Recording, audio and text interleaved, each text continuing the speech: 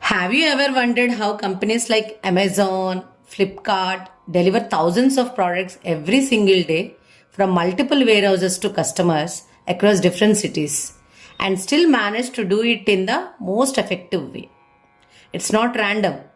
Behind the scenes, they use powerful mathematical models to minimize delivery costs while meeting customer demand. This type of optimization is what we study in operations research, mathematical programming, and in mathematical optimization.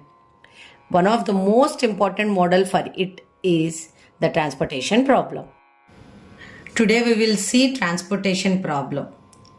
This transportation problem is a special type of linear programming problem that deals with the transporting goods from a set of sources to a set of destinations with the minimum transportation cost while meeting the supply and demand requirements.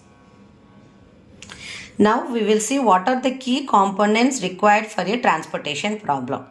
Sources, destinations, supply, demand and transportation cost.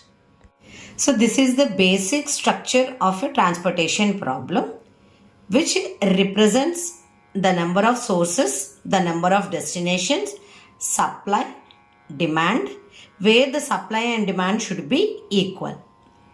If you observe here, it should be an M by M matrix. That means the number of sources and the number of destinations should be equal. Here A11 to A33 represents all in each and every cell is the transportation cost of the problem. So what is the main objective of the transportation problem? The goal is to determine the shipping schedule. That means how much to send from each source to each destination. So all supply and demand constraints to be satisfied with minimal transportation cost. So finally, what is the objective of this problem is the transportation problem is a minimization problem. So to solve the transportation problem, first of all, we need to know what is the type of the transportation problem. We have two different types of problems. One is balanced transportation problem and another one is unbalanced transportation problem. So what is meant by balanced? Where the total supply and total demand should be equal.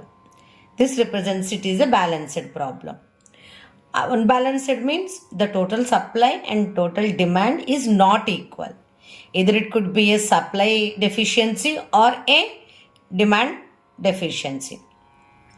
But to solve any transportation problem, the problem should be in a balanced type only. So to make into balanced of an unbalanced problem, it depends on the demand and supply requirements. So for that, to make into balanced, we do add a dummy rows or dummy columns with transportation cost as 0. That means we have to add a dummy row. It depends on the requirement, or else we have to add a column, dummy column, where each and every cell contains a cost of 0.